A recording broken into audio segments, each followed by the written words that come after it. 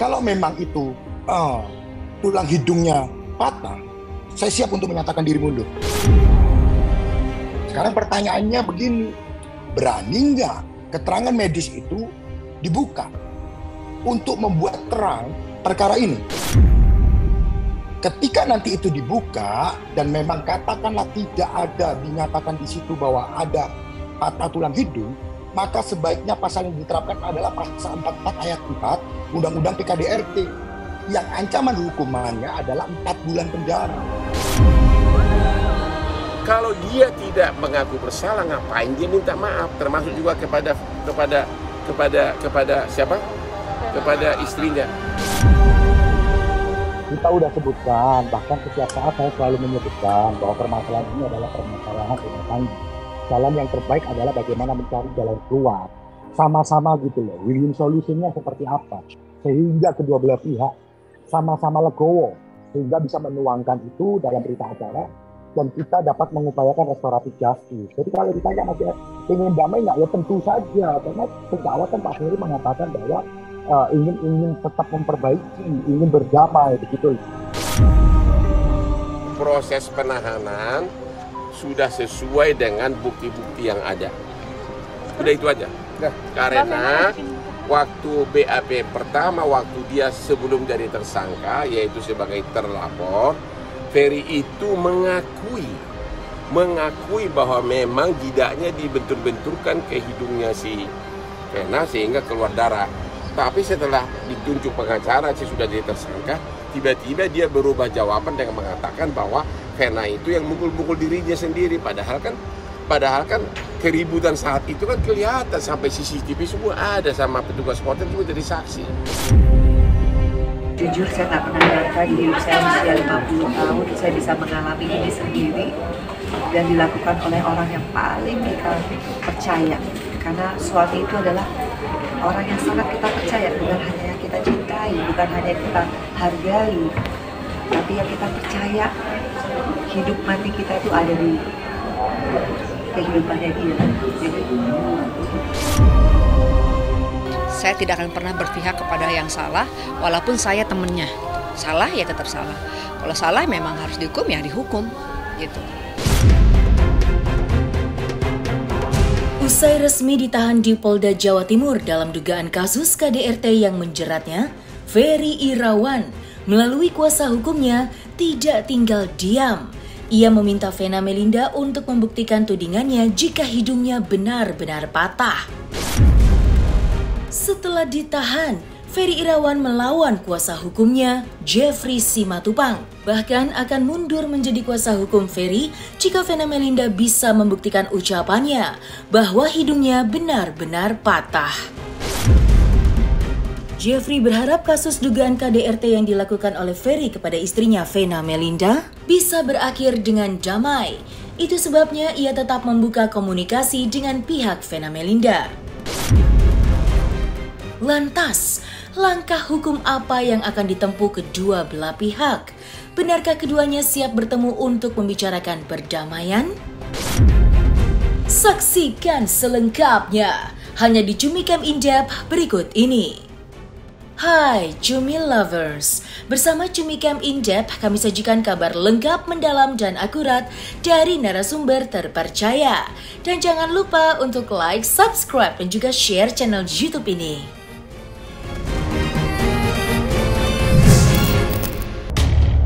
Setelah dilakukan pemeriksaan selama 6 jam, Ferry Irawan akhirnya resmi ditahan di Polda Jawa Timur. Meski resmi ditahan, Ferry melawan. Melalui kuasa hukumnya, pihak Ferry Irawan kini menantang balik Vena Melinda untuk membuktikan ucapannya bahwa jika tulang hidung benar-benar patah sebagaimana yang menjadi pemberitaan. Kuasa hukum Ferry, Jeffrey Simatupang, akan meninggalkan jabatannya sebagai kuasa hukum Ferry Irawan jika Vena benar-benar dapat membuka hasil medisnya. Jeffrey berharap kliennya dapat memperoleh keadilan hukum bahwa apa yang selama ini beredar di media menurutnya tidaklah benar. Lantas, apakah harapan kedua belah pihak selanjutnya? Siap mundur kan begitu. siap mundur yang dimaksud adalah jika dari pihak pelapor sanggup membuktikan bahwa memang terjadi patah tulang hidung. Itu menjadi penting. Kenapa? Karena isu yang beredar sekarang ini kan hidungnya patah. Dan salah satu menjadi alasan kenapa pasal 44 ayat 1 bisa diterapkan itu adalah karena terjadinya patah tulang hidung sehingga dirawat di rumah sakit, kan begitu. Nah, oleh karena itu saya meminta supaya surat keterangan hasil pemeriksaan medisnya itu bisa dibuka. Proses penahanan sudah sesuai dengan bukti-bukti yang ada. Udah itu aja. Karena waktu BAP pertama, waktu dia sebelum jadi tersangka, yaitu sebagai terlapor, Ferry itu mengakui bahwa memang jidaknya dibentur-benturkan ke hidungnya si Vena sehingga keluar darah.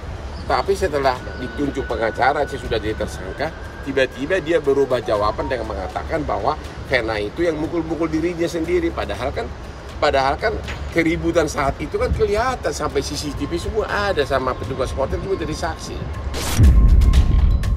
Saya siap untuk menyatakan diri mundur, begitu loh. Kenapa? Karena saya yakin bahwa tulang hidungnya tidak patah. Nah, kalaupun patah, konsekuensi yang saya akan lakukan adalah bahwa saya akan mundur sebagai kuasa hukum dari Pak Ferry Irawan. Itu. Nah, sekarang pertanyaannya begini, berani nggak keterangan medis itu dibuka untuk membuat terang perkara ini? Ketika nanti itu dibuka dan memang katakanlah tidak ada dinyatakan di situ bahwa ada patah tulang hidung, maka sebaiknya pasal yang diterapkan adalah pasal 44 ayat 4 Undang-Undang PKDRT yang ancaman hukumannya adalah 4 bulan penjara. Kalau dia tidak mengaku bersalah, ngapain dia minta maaf? Termasuk juga kepada siapa? Kepada istrinya. Kalau ancaman hukumannya 4 bulan penjara, maka klien kami tidak harus ditahan, begitu loh. Itu poin penting itu untuk dijawab supaya apa? Masyarakat ini mendapatkan informasi secara utuh. Kan selama ini yang digembar-gemborkan adalah terjadi hidung patah tulang hidung, begitu loh. Tujuannya apa? Supaya keadilan itu benar-benar ada, bahwa kebenaran sesuai fakta itu benar-benar ada. Jangan sampai begini kan, isu-isu yang sekarang beredar ini kan, bahwa dalam berita-berita yang beredar dikatakan bahwa tulang hidungnya patah, itulah yang mengakibatkan mengeluarkan darah. Nah, itu perlu dikonfirmasi ulang, perlu dibuktikan. Keluarkan dong surat pemeriksaan medisnya, betul nggak bahwa benar-benar hidungnya patah, begitu loh. Karena pada saat kejadian itu kan ada saksi hotel semua, pada saat dia berdarah-darah ada saksinya, ada petugas hotel datang. Jadi kalau ada yang mengatakan bahwa itu dia, tawas lu, gua pidana lu, semua itu fitnah itu. Waktu dia sebagai terlapor sebelum dia tersangka, itu kan menjadi bukti juga kan, belum lagi berbagai saksi segala macam, petugas hotel, terjadi keributan dan sebagainya. Ya kan, dari segi logika mana ada orang mukul-mukul keluar darah, ya kan? Tapi kan pasti orang nggak ada lah, pasti. Tapi kalau di bekasnya pun nggak ada pemukulan kan. Tindak pidana yang dituduhkan itu ada tindak pidana biasa, bukan delik aduan. Ya, delik apapun bisa dipublikasikan, delik apapun. Pihak Ferry Irawan sampai dengan hari ini masih berharap datangnya perdamaian. Menurutnya, perdamaian ialah jalan terbaik bagi Ferry maupun Vena. Keinginan pihak Ferry untuk berdamai memanglah beralasan. Seperti diketahui, mantan finalis Putri Indonesia itu hanya melaporkan Ferry Irawan ke polisi atas dugaan KDRT berat, tetapi juga akan menggugat cerai di Pengadilan Agama dalam waktu dekat. Lantas, benarkah Vena Melinda bersedia berdamai dengan suaminya, Ferry Irawan? Kita udah sebutkan, bahkan setiap saat saya selalu menyebutkan bahwa permasalahan ini adalah permasalahan rumah tangga. Jalan yang terbaik adalah bagaimana mencari jalan keluar. Sama-sama gitu loh, win-win solutionnya seperti apa. Sehingga kedua belah pihak sama-sama legowo, sehingga bisa menuangkan itu dalam berita acara, dan kita dapat mengupayakan restoratif justice. Jadi kalau ditanya masih ingin damai nggak, ya tentu saja. Karena sejak awal kan Pak Ferry mengatakan bahwa ingin tetap memperbaiki, ingin berdamai begitu. Ya, dan ini termasuk dugaan KDRT berat pasal 44 ayat 1 Undang-Undang KDRT yang ancaman hukumannya 5 tahun, yaitu dugaan KDRT fisik. Dan satu lagi ada pasal berlapis, dugaan KDRT psikis, pasal 45 ayat 1 ancaman hukumannya 3 tahun. Pada istriku tersayang, Vena, kami tahu, Vena tahu bagaimana perjalanan kita sampai kita bisa berumah tangga. Tapi mohon maaf atas segala salah.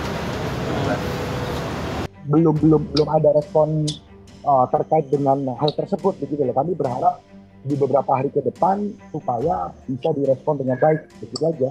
Kekerasan fisik, bukan kekerasan seks, kekerasan fisik.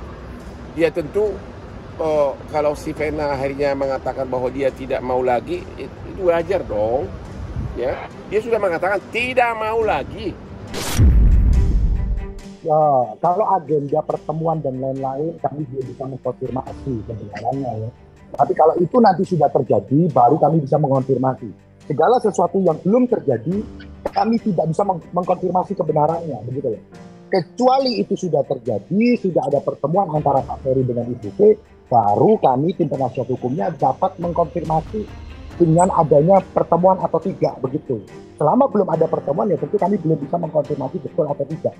Kita kan, tadi kan saya sudah jawab, semua penghasilan dari Pak Ferry itu diserahkan kepada istrinya, itu berdasarkan keterangannya Pak Ferry dan berdasarkan perjanjian dari mereka sendiri. Itu terkonfirmasi dengan adanya bukti pembayaran terkait dengan punya Pak Ferry yang langsung ditransferkan kepada istrinya. Jadi kalau ditanya itu sebenarnya duitnya siapa ya? Ya coba dipikir sendiri dong. Kami tim penasihat hukum sudah mengajukan permohonan untuk penangguhan penahanan atau setidak-tidaknya pengalihan penahanan. Ya kami juga berharap supaya Kepolisian Polda Jawa Timur menerima permohonan kami dan menangguhkan tahanannya Pak Ferry begitu. Kenapa kami mengajukan permohonan? Yang pertama, agar Pak Ferry bisa menjalin komunikasi untuk mengupayakan perdamaian. Sekali lagi kami tetap membuka pintu perdamaian karena bagaimanapun amanat Undang-Undang PKDRT adalah bagaimana mengedepankan restoratif justice atau keadilan restoratif. Bagaimana caranya? Tentu kedua belah pihak mengungkapkan keinginan masing-masing, duduk bersama, mencari jalan tengah yang terbaik bagi kedua belah pihak. Sehingga ketika ditemukan jalan tengah, bisa mencapai win-win solution, lalu kemudian bagaimana kita mencapai keadilan restoratif tersebut. Sahabat Ferry Irawan, Elma Theana kini sedang ramai diperbincangkan usai banyak mendapatkan hujatan di media sosial lantaran dituding membela Ferry Irawan ketimbang membela korban KDRT Vena Melinda. Seperti diketahui, nama Elma Theana bukanlah sosok asing baik di mata Ferry maupun Vena. Dan kali ini Elma terseret dalam kasus dugaan KDRT yang dilakukan oleh Ferry. Lantas, seperti apakah klarifikasi Elma Theana usai dituding lebih memilih membela Ferry Irawan? Dan seperti apakah sosok Ferry yang sebenarnya di mata Elma Theana? Nah ini tolong digarisbawahi ya netizen yang terhormat. Jadi tolong kalau melihat, ini wartawan juga sih gara-garanya. Jadi tolong kalau melihat berita itu yang utuh. Saya tidak pernah memihak. Saya tidak pernah pro kepada orang yang salah.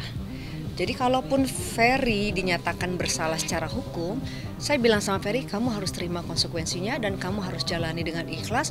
Mungkin semua ada hikmahnya. Jadi hanya sebatas itu aja. Jadi bukan berarti saya dekat sama Ferry dan teman Ferry, saya pro dengan apa yang dilakukan, tidak. Saya tidak mau mengkubu-kubukan. Saya teman baik Vena juga. Saya kenal Vena, saya kenal juga Ferry, saya juga memberikan support kepada Vena, saya juga ikut saya juga ngobrol sama Vena juga, saya bilang ikut prihatin dengan yang Vena alami, dan saya berharap sebagai teman mudah-mudahan bisa diselesaikan dengan baik-baik. Itu aja harapan saya. Itu Elma Theana, udah deh kalau Anda mau pansos, mau masuk TV, ya yang sedikit berdasar dong. Masa Anda berani mengatakan ke TV, itu tidak benar, saya udah telepon. Ya mana ada orang ngaku, dan lagi pula siapa Anda mengatakan, siapa apa posisi Anda untuk begitu saja mengatakan itu tidak benar hanya gara-gara Anda menelepon dia? Udah lah, kalau mau masuk TV terus ya udah dekat-dekat sama Hotman aja, pasti masuk TV. Saya tidak akan pernah berpihak kepada yang salah, walaupun saya temennya. Salah ya tetap salah. Kalau salah memang harus dihukum ya dihukum. Ya untuk Ferry semoga bisa mengambil hikmahnya dan bisa menjadi orang yang lebih baik lagi ke depannya. Dan untuk Vena semoga bisa sabar dan melalui ini semuanya dengan hati mudah-mudahan Vena bisa lebih tegar lagi, bisa lebih sabar lagi, bisa lebih kuat. Dan harapan saya untuk kalian berdua semoga bisa menyelesaikan masalah ini dengan baik. Sepengetahuan saya, waktu saya sama Ferry main, sebelum kenal Vena, saya nggak bisa bohong dan saya nggak mau memfitnah orang. Waktu Ferry berteman sama saya, Ferry orang yang baik. Ya, terlepas dia temperamen, terlepas dia itu bagaimana dengan keluarganya itu saya nggak ngerti. Mungkin karena saya temen ya, sebagai seorang temen ya yang diperlihatkan ke saya yang baik-baiknya gitu. Waktu Ferry bercerai dengan istrinya yang lalu, itu memang kita jalan terus sama Ferry itu bertiga itu sama Madina ya. Kita memang cari kerjaan bareng-bareng. Kita selalu setiap hari ketemu tuh pasti nyari kerja bareng-bareng gitu. Kerja apa emang? Kerja waktu itu kan ada Madina manajemen ya. Jadi saya bantu Ferry untuk memberikan endorse gitu. Misalnya Ferry kita kesini yuk gitu. Teman-teman saya mungkin yang punya produk gitu kan, saya tawarkan ke Ferry, bisa nggak Ferry menjadi model untuk endorse ini. Jadi saya cari bareng-bareng deh gitu, cari misalnya waktu itu juga ada umroh yang mau umroh bertiga, aku, Vena sama Ferry gitu untuk berangkat umroh pada saat itu. Jadi kerja bareng lah pada saat itu. Nah, selesai sudah Cumi Lovers. Bersama Cumi Cam Indep, kabar lengkap, mendalam, dan akurat dari narasumber terpercaya. Dan jangan lupa untuk like, subscribe, dan juga share channel YouTube Cumi Cumi.